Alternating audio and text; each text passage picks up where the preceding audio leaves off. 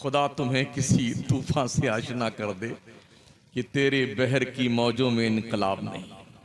क्या इंतजार करते हो फिलिस्तीन जैसे हालात आपके भी हो जाएं? सुधर जाओ, शराफत से ढंग के सुन्नी मुसलमान बन। अफसोस ये रहा है कि हमारे इस गोंडा बस्ती बलरामपुर के इलाके में सिर्फ पीरों ने नाक में नकेल डाल करके बस हमारे मुरीद बन जाओ और हमारी जय जयकार करते रहो। दीनों सुन्नियत का काम हो चाहे ना हो, यही किया है और यही वजह है कि लोग संजीदा गुफ्तगू सुनने के लिए मुतहम्मिल नहीं।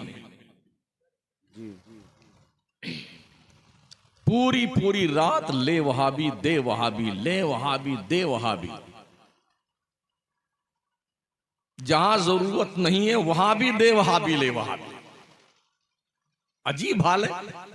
ऐसा लगता है कि लोगों ने तस्बीह ले रखी है और भांज रहे हैं बैठे बैठे।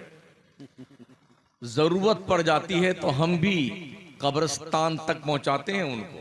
बेशक बेजरूरत हम उनके नाम की माला नहीं जपते। सुभान अल्लाह, सुभान अल्लाह। और मुल्क के शर्क से लेके गर्ब तक, कश्मीर से लेके कन्याकुमारी तक लोग जानते हैं। वहाबी देवबंदी देख करके रास्ता बदल देता है कि शमसुद्दीन कादरी आ रहा है। सुभान अल्लाह, सुभान अल्लाह। खैर, आप सुनिए कुछ बातें दीन की। दुरूशी पढ़ लीजिए। अल्लाहुम्मा सल्ली अला सय्यिदिना व मौलाना मुहम्मद व अला आलिहि व अस्हाबिहि व बारिक व सल्लिम सलातु व सलामुन अलैका या रसूलल्लाह। अल्लाह करीम इरशाद फरमाता है, या अय्युहन्नासु तक़ू रब्बकुमुल्लज़ी खलक़कुम मिन नफ्सिन वाहिदा। ऐ लोगो, डरो तुम अपने उस रब से जिसने तुम्हें एक जान से पैदा किया है। वखलक़ मिन्हा ज़ौजहा, और उसी एक जान से उसकी बीवी को पैदा किया। वबस्ता मिन्हुमा रिजालन कसीरन व निसाआ, फिर उसी एक जोड़े से अल्लाह करीम ने बहुत सारे मर्दों और औरतों को फैलाया। वत्तकुल्लाहल्लज़ी तसाअलूना बिही वल अरहाम, डरो तुम तुम्हारे रब से जिसके तुम मंगते हो मंगते, और रिश्तों का लिहाज किया करो, रिश्तों का पास किया करो। इन्नल्लाह काना अलैकुम रकीबा, बेशक अल्लाह तुम पर निगहबान है। निकाह के खुतबे में 3 आयतें कुरान की पढ़ी जाती हैं और तीनों आयतों में अल्लाह से डरने का हुक्म है। एक तो ये आयत जो मैंने पढ़ी, दूसरी आयत है या अय्युहल्लज़ीना आमनुत्तकुल्लाह हक्का तुकातिही वला तमूतुन्ना इल्ला व अंतुम मुस्लिमून। तीसरी आयत है या अय्युहल्लज़ीना आमनुत्तकुल्लाह वक़ूलू क़ौलन सदीदा युस्लिह लकुम अअमालकुम व यग़फ़िर लकुम ज़ुनूबकुम व मन युतिइल्लाह व रसूलहु फ़क़द फ़ाज़ फ़ौज़न अज़ीमा। तीनों आयतों में अल्लाह से डरने का हुक्म दिया गया है। मतलब ओ दूल्हे राजा और दुल्हन, शादी के इस खुशफहमी के मौके पे अल्लाह को भूल मत जाना। पूरी जिंदगी रब से तुम भी डरते रहना दूल्हा होने की हैसियत से, और तुम भी डरते रहना अल्लाह से दुल्हन होने की हैसियत से। डरना चाहिए। अल्लाह ने हमारे अब्बा को जन्नत में पैदा किया था, हमारी अम्मा भी जन्नत में पैदा की गई थी। अब्बा आदम और अम्मा हव्वा पहले अकेले ही थे, हजरत आदम, मगर दिल नहीं लगता था, इसलिए कि दिल हम जिन्सों में लगता है। अगर इंसानों को जिन्नातों की आबादी में छोड़ दिया जाए तो इंसान पगला जाएगा। परियों के महल्ले में इंसान को छोड़ दिया जाए तब भी इंसान पगला जाएगा। जन्नत में क्या नहीं था? हूर थी, गुलमान थे, आसाइशे दवाम था, सब कुछ। वलकुम फीहा मा तश्तही अनफुसकुम वलकुम फीहा मा तदऊन, सब मौजूद था, मगर हजरत आदम का दिल नहीं लगता था, क्योंकि दिल दिलबस्तगी के लिए हम जिन्स का होना जरूरी है। तो एक दिन हजरत आदम जन्नत में आराम फरमा रहे थे तो अल्लाह करीम ने हजरत आदम के बाईं पसली को चीर करके अम्मा हव्वा को पैदा किया। जब उनकी आंख खुली तो देखा हम जिन्स मौजूद है, उनसियत पैदा हुई। तो फिर उनको टच करना चाहा, निदा आई पहले इनका मेहर अदा कर दो। वो मेहर आका करीम की बारगाह नाज में दुरूद पढ़ना मुतय्यन किया गया। सुभान अल्लाह, सुभान अल्लाह। दोनों खुशो खुर्रम रहने लगे। अब्बा भी जन्नत में पैदा किए गए और अम्मा भी जन्नत में पैदा की गई। एक हदीस मुबारका मैंने पढ़ी, अल्लाह के नबी फरमाते हैं दुनिया कुल्लुहा मता व खैरो मताई दुनिया अल मरातु सालिहा। दुनिया कुल की कुल बरतने की चीज है और दुनिया की सबसे इंपॉर्टेंट चीज का नाम नेक औरत है, अच्छी औरत, पाकीज़ा औरत, पाकीज़ा सालेह तबीयत की औरत। अल्लाह ने इसके नबी ने इसे बहुत कीमती नेमत करार दिया है। अल्लाह के नबी ने यह भी फरमाया शादियां 4 बुनियाद पे की जाती हैं। या तो हुस्न की बुनियाद पे शादी की जाती कि बहुत खूबसूरत लड़की है, या फिर दौलत की बुनियाद पे शादी होती कि यहां से खूब पैसा मिलेगा, या फिर हसब नसब की बुनियाद पर शादी की जाती है, इसका खानदान बहुत बड़ा है, कोई वक्त आ जाएगा तो 100-200 लाठी हमारी तरफ से लड़ने के लिए आ जाएगी, और या फिर नेक होने की बुनियाद पर शादी की जाती कि औरत नेक है। हमारे आका फरमाते हैं तुम नेक औरत का सिलेक्शन किया करो, अल्लाह नेक औरत में तुम्हारे लिए बरकत पैदा फरमाएगा। यह भी फरमाया गया अगर तुमने हुस्न की बुनियाद पे शादी की तो ये कुछ दिन तक रहता है, 1-2 बच्चे होने के बाद हुस्न जो है तशरीफ ले जाता है। तो हुस्न की बुनियाद पर शादी का इंतखाब नहीं होना चाहिए। दौलत की बुनियाद पे जो कोई शादी करे, हमारे हुजूर फरमाते हैं अल्लाह करीम उसे मंगता बना देगा, जलील कर देगा। और जो कोई हसब नसब की बुनियाद पे शादी करता है तो अल्लाह उसकी जिल्लत में इजाफा फरमाएगा। और जिसने दीनदारी की बुनियाद पे शादी की तो आका करीम फरमाते हैं कि अल्लाह उस शादी में बरकत पैदा फरमाएगा। सुभान अल्लाह। ये 4 ऑप्शन है। ए लोगों, तुमने क्या सेलेक्ट करना है ये तजवीज करने की जरूरत है। आप इज्तिमा में आए हैं इसलिए बात सुनिए, समझिए, गौर कीजिए और जिंदगी में इसे नाफिज करने की कोशिश कीजिए। बहुत चिल्ला को चुके, इतना गला फाड़ा हमारे मौलवियों ने कि 15 दिन तक गरारा करते करते थक गए। मैक तोड़ दिया चिल्ला चिल्ला करके। एक सांस में यानी 120 किलोमीटर की रफ्तार से गाड़ी स्टार्ट हुई है तो मंजिल पर पहुंची है तो इतनी ही स्पीड में पहुंची है। ये हमारे जलसों का अब तक का निचोड़ है। इज्तिमा में आए, कुछ सुनिए और समझिए और गौर कीजिए। अब तक जो कुछ आपने सुना और अब जो आज आप सुन रहे हैं, इस सुनने में और उस सुनने में आपको क्या फर्क महसूस होता है? हमारे यहां सबसे बड़ी मजबूरी यह है कि लोग जब तक चिल्ला करके दम बखुद ना हो जाए, वो समझते हैं कि जलसा कामयाबी नहीं हुआ, और समझते हैं कि जलसे की कामयाबी की जमानत है कि खूब चिल्लाया जाए और खूब नारे लगाए जाए। मेरा अपना मानना यह है, तकरीरें जमाने के लिए नहीं होती हैं, तकरीरें समझाने के लिए होती हैं। बेशक से हक फरमाया। अगर हमारे सुन्नी उलमा ने तकरीरें समझाई होती, यकीन के साथ मैं कहता हूं वहाबी और देवबंदी कीड़े मकोड़ों की तरह फैल नहीं चुके होते। जी। ये हमारा शोरो शगफ और हमारा ये इन्ना अनकर अस्वात लसौतुल हमीर, बेहंगम आवाज, इसने हमारी सुन्नियत के अंदर से लोगों को तोड़ तोड़ करके वहाबी बनाकर रख दिया। हमारे आला हज़रत सरकार फरमाते हैं, उठाइए फतावा रज़िया शरीफ की नई जिल्द की 4थी जिल्द, जिसके अकीदे मुज़ब्ज़ब हैं, यानी कुल्ली तौर पर वो सुन्नी भी नहीं है, कुल्ली तौर पर वो देवबंदी भी नहीं है। आला हज़रत सरकार फरमाते हैं, उनके साथ सख्ती से पेश मत आओ, मोहब्बत से उनके साथ पेश आओ, उन्हें समझाओ, हो सकता है पलट कर वो सुन्नियत के दायरे में आए। सुभान अल्लाह। मगर यहाँ तो लिए सोटा बैठे हुए हैं, अरे खलीस मर्दून, ये हालात हमारे हैं। जी जी इस जंगलीपन ने सुन्नियों को बाज़ाब्ता तौर पर निकाल कर सुन्नियत के दायरे से उनकी गोद में डाल दिया। ये मुशाहदा पेश कर रहा हूं मैं।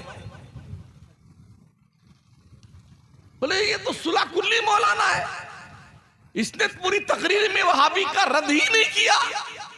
बुद्धू मियां, सुला कुल्ली किसे कहते हैं? कहीं से कोई सबूत ना हदीस से तुम पेश कर सकते हो, ना कुरान से पेश कर सकते हो, सुला कुल्ली के हवाले से।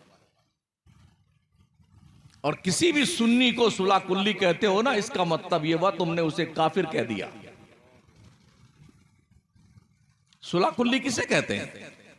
जो 73 जो फिरके हैं ना, हमारे हुजूर इस्लाम ने फरमाया था हमारी उम्मत में 73 फिरके होंगे, 72 जहन्नम में जाएंगे, 1 जन्नत में जाएगा। जो 73 के 73 फिरकों को सही माने उसको सुला कुल्ली कहा जाता है। ये बकने वाले ये नहीं समझते कि हम बक क्या रहे हैं, हम क्या बक रहे हैं, इसका एहसास इन्हें नहीं है। इन्हें तो दुनिया सजानी है। ये हमारे मुरीदाबाद का शहर है, ये कस्बा हमारे मुरीदों का है, इस गांव में सिर्फ हमारे मुरीद रहने चाहिए।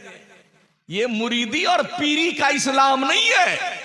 सबसे बड़े पीर का नाम मोहम्मदुर रसूलुल्लाह। सुभान अल्लाह, नारे तकबीर, नारे रिसालत, सुभान अल्लाह। सबसे इंपॉर्टेंट मुरीदों को सहाबा की जमात कहा जाता है, समझ रहे हैं? उनका तो कोई नाम लेने को तैयार नहीं। रात में जहां मैं तकरीर करने गया था मालदा वेस्ट बंगाल के इलाके में, ऐसी दुनिया सजाई है बेटों ने, पीरों ने, घर में खाने के लिए नहीं मगर चंदा 10-10 लाख 20 एक पीर को लोगों ने स्कॉर्पियो खरीद कर दिया, 22 लाख या 23 लाख की आती होगी शायद। पीर को, पीर साहब ले जाओ इस पे, आराम से चलिए इस पे आप। और 65 लाख रुपया एक चंदा किया गांव में, पीर साहब का बंगला बना के दिया। कई लाख वसूल के जाते हैं उर्स करने के लिए। जब हम पहुंचे कल वहां पर तो हमको कुछ नौजवानों ने बताया जो इस्लाह पसंद नौजवान थे कि हज़रत हमारे यहाँ हालात इतने बुरे हैं, हम कुछ कहते हैं तो लोग जान से मारने की धमकी देते हैं, सुन्नी को मारने। मैंने क्या बात है? बोले हज़रत हमारे यहाँ कहते हैं लोग कि हमने तो अल्लाह को देखा नहीं है और हमारे पीर साहब ने बताया अल्लाह को, तो हम अपने पीर साहब को ही अल्लाह मानते हैं। ला हौला वला कुव्वता इल्ला बिल्लाह। ये शिर्क है, शिर्क। ऐसा कहने वाला मुशरिक है, और मुशरिक वो होता है जिसकी बख्शिश नहीं, बगैर तौबा के मर जाए तो बख्शा नहीं जाएगा। इन्न शिर्क लज़ुल्मुन अज़ीम, बेशक सबसे बड़ा जुल्म शिर्क है, अल्लाह की जातो सिफात में किसी को बनाने हैं। उसी में से एक पीर साहब बैठे हुए थे। हमारी तो आदत है जब कहीं ऐसे हालात पेश आते हैं तो हम कस के खैरियत निकालते हैं लोगों को। वो मुंडी झुका है, मैंने उन्हीं से हुकारी भरवा रहे। बोलिए पीर साहब बताइए ठीक है कि नहीं सर? नहीं ठीक कह रहे हैं आप, ठीक कह रहे हैं। तो ये हालात हमारे हैं। खानका इतनी बड़ी बना रखी है खामखा की। बोले मदरसा का, मदरसे से क्या फायदा? ये पीर कहता मदरसे से क्या फायदा? तो दीन कहां सीखेंगे आप? खेत में, खलियान में, दबरेल में कहां सीखेंगे दीन? यहां पर जो ये कम पब्लिक आई है, इसमें भी कहीं ना कहीं उन लोगों का हाथ है जो ये समझते हैं कि यहां सब सुला कुल्ली मौलाना लोग आ रहे हैं। उन लोगों का हाथ है। अपनी सेहत पर कोई फर्क नहीं पड़ता है, किसी के कहने से कोई सुलह कुल्ली नहीं हो जाता है। ठीक है, तो मैं अर्ज कर रहा था साथियों, अब तक जो आपने सुना वो सुना, शादी के हवाले से कुछ गुफ्तगू मुझे करनी है। शादियां 4 वजहों पे की जाती, वो मैंने आपको बयान कर दिया। एक बात सुन लीजिए कान खोल करके, इस्लाम में बारात ले जाना कहीं नहीं लिखा हुआ है। हमने कुरान में कहीं नहीं लिखा देखा, सहाह सित्ता की किसी जिल्द में बारात का सबूत नहीं है, दूसरी कुतुबे अहादीस में बारात ले जाने का कोई सबूत नहीं है। हमारे नबी बारात लेके अपनी शादी करने नहीं गए। मेरे मुस्तफ़ा करीम ने 4 बेटियों की शादियां करी, कोई बारात नहीं आई। नबी के कमोबेश 1,24,000 सहाबा ने शादियां करी, कोई बारात लेके नहीं गए। मस्जिद में किसी मैदान में जंग के मौके पे 10-5 लोग बैठे, वही निकाह हुआ, खजूर तकसीम कर दी गई और उसके बाद लोग अपने घर गए। दूसरे दिन 10-5 दोस्तों की दावत करके वलीमा कर दिया। ये थी शादी जो हमारे बुजुर्गों, हमारे नबी के सहाबा और हमारे नबी ने करके शादी इस तरह मैसेज दिया था। आज हमारी शादियां कैसी होती? 25-25 स्कॉर्पियो, 35-35 स्कॉर्पियो लेके सठियाया हुआ सेंट जाता है। बंबई कमा के आया है, लंदन कमा के आया है, जी सऊदी का के कमा के आया है, कलकत्ता का सठियाया हुआ सेंट है, अब आया है अपने इलाके में और छकड़ा गाड़ी की तरह चलता है, सठिया गया कम बकता। बोले एक दिन हम गौरा चौकी में खड़े हुए थे, अपने गौरा चौकी चौराहे पे, तो बारात जा रही थी किसी मुसलमान भाई की। 25 स्कॉर्पियो मैंने गिना खड़े खड़े, 10 में तो बाराती थे और 15 में सिर्फ ड्राइवर था, सिर्फ ड्राइवर, दूसरा कोई नहीं था। मतलब ये बताना चाहते हैं कि हम 25 स्कॉर्पियो लेके आए हैं। दिमाग की बत्ती गुल हो गई है। क्या हो गया तुम्हें? शादी के मौकों पर किसी के घर पे इतनी बारात लेके जाना कि उसकी इज्जत नीलाम हो जाए, ये कहां का शऊर है तुम्हारा और हमारा? मस्जिदों में अपने बच्चों की शादियों को करने का रिवाज डालो मुसलमानों, और अपने बाप की प्रॉपर्टी से बाप के मरने के बाद बेटियों को बाप की वरासत से हक दो, जो अल्लाह रसूल ने उनका हक मुतय्यन किया है। बाप की प्रॉपर्टी में बेटे का आधा हिस्सा लड़की का होता है। यानी अगर मरने वाले बाप ने एक लड़का एक लड़की छोड़ा है और 3 लाख रुपए छोड़े हैं, तो 2 लाख रुपया लड़के का है और 1 लाख रुपया लड़की का है। कितने लोग अपनी बेटियों को हिस्सा दिए आज तक? एक को हाथ नहीं उठेगा जरा।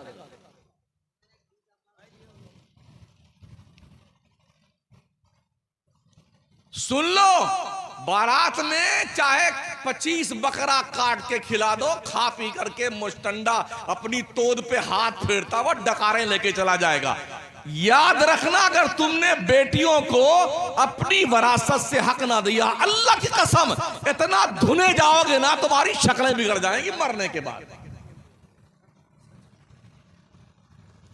मिजाज बदलो, मिजाज। शादी में 1 पैसे नहीं खर्च करने हैं। मेरे आका करीम फरमाते हैं, शादियों को आसान बनाओ, जिना को मुश्किल बनाओ।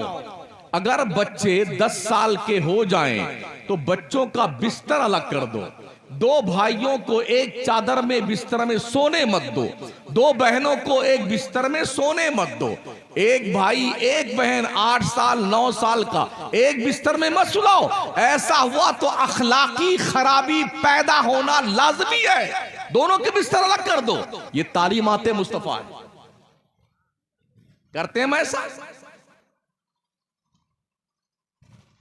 ये भी ध्यान रखना, शादी की जो उम्र है, खाना खाने के बाद, कपड़ा पहन लेने के बाद इंसान की फितरी जरूरत है शादी।